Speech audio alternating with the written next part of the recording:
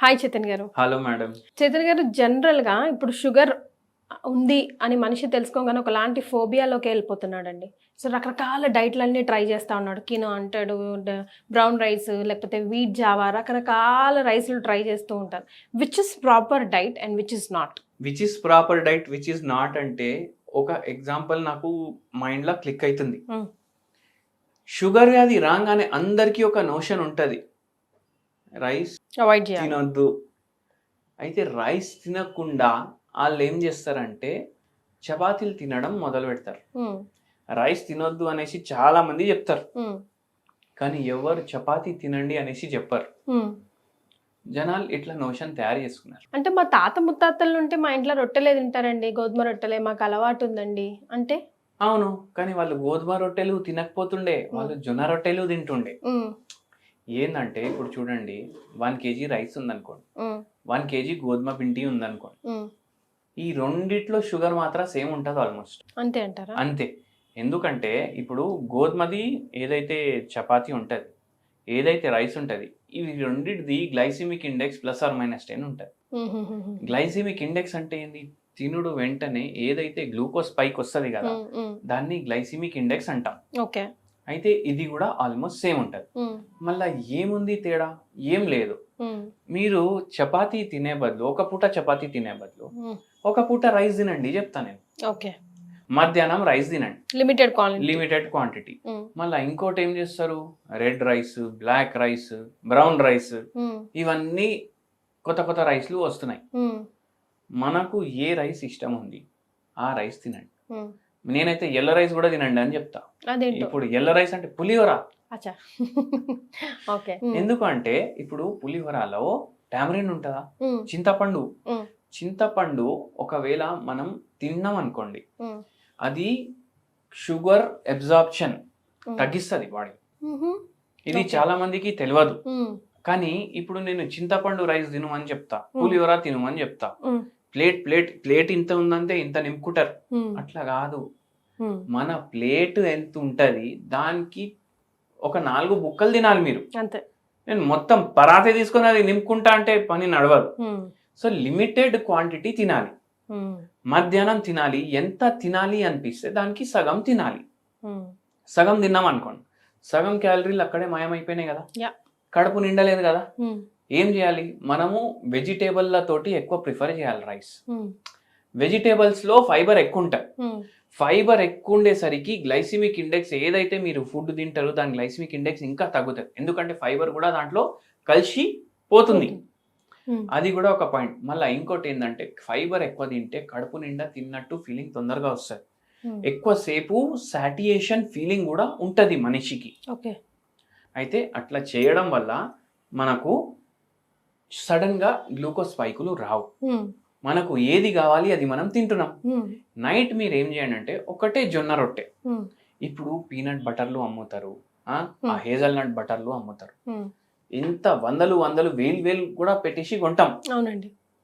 నేనేం చెప్తా, పల్లీల పొడి, అవసల పొడి, మునగాకు పొడి, ఇవి మీరు ఇంట్లో శుభ్రంగా తయారు చేసుకోవచ్చు కదా, సాల్ట్ తక్కువ వేసుకోవచ్చు కదా. అవి చేసుకోండి. అవి చేసుకొని ఆవు నెయ్యి వేసి కలుపుకోండి. ఆవు నెయ్యి పొడి 2 కలుపుకొని, ఇది బటర్ లాగానే కనిపిస్తుంది కదా, పల్లీల పొడిలో కలిపితే అది పీనట్ బటరే కదా అది. అది మీరు జొన్న రొట్టె పైన అప్లై చేసుకోండి. రోజు ఒకటి తినండి డిన్నర్లా. చాలా మంది షుగర్ వ్యాధి పేషెంట్లకి B కాంప్లెక్స్ డెఫిషియన్సీ ఉంటుంది. ఇప్పుడు B కాంప్లెక్స్ అంటే ఏంది, అన్ని B6, B3, B12 చాలా మందికి లోపు ఉంటది కదా. ఇవి అన్ని షుగర్ వ్యాధికి అవసరం. ఇవి అన్ని పోతాయి. B12 ఎక్కువ వెజిటేరియన్ దాంట్లో ఉండదు, నెయ్యి యాడ్ చేస్తున్నాం, కొద్ది మాత్రలో పోతుంది, అవునా కదా. సో అట్లా అది చేస్తే మంచిది. మళ్ళా మార్నింగ్ మనం టిఫిన్లు తింటే 7 ఇడ్లీలు 8 ఇడ్లీలు అట్లా తింటాం ఇంటికాడ చేసుకుంటే. అరే చిన్నగా ఉంటాయి కదా ఇంట్లో ఇడ్లీలు, బయటలాగా ఏమైనా పెద్దగా ఉంటాయా? ఇంకా ఇంట్లో చేసుకుంటే హోమ్ మేడ్, ఏం ఖరాబ్ చేయదు, హాని చేయదు అనేసి అనుకుంటాం. కానీ క్వాంటిటీ అయితే చూసుకోవాలి కదా, అవునా కాదా. 2 కాకిలు ఏం చేసినాయి, ఎగిరినాయి గాల్లా రేస్ పెట్టుకొని. ఏమనేసి, అరే మనం ఇద్దరం ఒక 1 kg బస్తా తీసుకుందాం, గాల్లో పోదాం. ఏమవుతుంది, ఎవరు ఎక్కువ పైకి పోతే వాడు విన్నర్ అనేసి. ఒక కాకి ఏం చేసింది, 1 కిలో ఉప్పు నింపుకుంది. ఒక కాకి ఏం చేసింది, అరే వీడు పెద్ద బస్తా కదా, ఇంత బస్తా సైజు ఉంది కదా అంతా, వేరే కాకి 1 కిలో నింపుకోలేదు, కాటన్ నింపుకుంది. 2 పైకి పోయినాయి. వర్షం వచ్చింది, వర్షం వస్తే ఉప్పు ఏమైపోతుంది, పోతుంది మొత్తం నీళ్లలో కలిసిపోయి, అది ఖాళీ అయిపోయి అది ఇంకా పైకి పోయింది. కాటన్ ఏమైతుంది, మొత్తం నిండిపోతుంది. ఇప్పుడు ఉప్పు కాటన్ 2 మనకు హాని చేయవు, కానీ ఆ కాటన్ నింపుకోవడం వల్ల పైకి పోయింది కదా, వెయిట్ ఎక్కువ అయిపోతుంది కదా. అట్లా అది కూడా మనం మైండ్ లో పెట్టుకోవాలి. ఏమైనా తింటే కూడా లిమిట్ లో తినాలి. అరే ఇంటి ఫుడ్ మనం ఎంత తిన్నా ఏం కాదంటే ఇంత నింపుకొని తింటే ఏం లాభం ఉండదు, నుక్సానే ఉంటది. సో అది మనం మైండ్ లో పెట్టుకోవాలి. పోర్షన్ కంట్రోల్ చాలా ఇంపార్టెంట్. మళ్ళా నేనేమంటా, ఇప్పుడు మీకు జొన్న రొట్టె ఇష్టం లేదు అనుకోండి, నైట్ తినడం, సాలడ్లు తినండి. మార్నింగ్ ఏమో జొన్న రొట్టె తినండి. సరే మీకు జొన్న రొట్టె మార్నింగ్ కూడా తినడం ఇష్టం లేదు, ఒక్కరోజు ఇడ్లీలు చేసుకుంటే జొన్నలతో చేసుకోండి, ఒకరోజు ఇడ్లీలు చేసుకుంటే రాగులతో చేసుకోండి. 2 రోజులు అయిపోయినాయి కదా. ఒక రోజు రాగులతోటి ఉప్మా చేసుకోండి, ఒక రోజు కొర్రలతో ఉప్మా చేసుకోండి, అవునా కదా. మళ్ళీ ఇంకా 2 రోజులు మీకు అటుకులు ఇష్టం ఉందని అంటే ఈ మిల్లెట్ల అటుకులు కూడా దొరుకుతున్నాయి, అవి తినండి. ఒక్కరోజు జొన్న రొట్టె తినండి, అయిపోయాయి కదా. కానీ మిల్లెట్స్ కూడా డైజెషన్ కి కష్టం అంటున్నారు కదండి. మిల్లెట్లు డైజెషన్ కి కష్టము ఉండదు. మిల్లెట్లలో ఫైబర్లు క్వాంటిటీ ఎక్కువ ఉంటది. ఫైబర్ క్వాంటిటీ ఎక్కువ ఉంటే ఇంత తినాలి, రైస్ తింటారు కదా, మిల్లెట్ల తింటే తక్కువలోనే కడుపు నిండిపోతుంది, ఫైబర్ ఉంటది కదా, అక్కడికి ఆపేసేయాలి. మనం రైస్ క్వాంటిటీ మైండ్ లో పెట్టుకొని ఇంకా తింటూనే ఉంటాం, అట్లా తినొద్దు. ఎటువంటి స్టమక్ అప్సెట్లు గవి అవ్వవు, అది మనం మైండ్ లో పెట్టుకోవాలి. అట్లా చేస్తే మనకు మెల్లమెల్లగా షుగర్ వ్యాధిలో చాలా మార్పు కనిపిస్తుంది. మనం పేషెంట్లకు లాజికల్ గా ఎక్స్ప్లెయిన్ చేస్తాం, మొత్తం షుగర్ వ్యాధి తగ్గుతుంది, ఈ పని చేయండి, ఈ పని చేయండి, ఈ పని చేయండి, మీకు దీంట్లో ఏది ఇష్టం ఉంటే అది చేయండి, మీకు ఖచ్చితంగా రివర్స్ అవ్వాలి షుగర్ అనేసి చెప్తాం. సో ఆ పేషెంట్ ని బట్టే మీ సజెషన్ ఉంటుంది.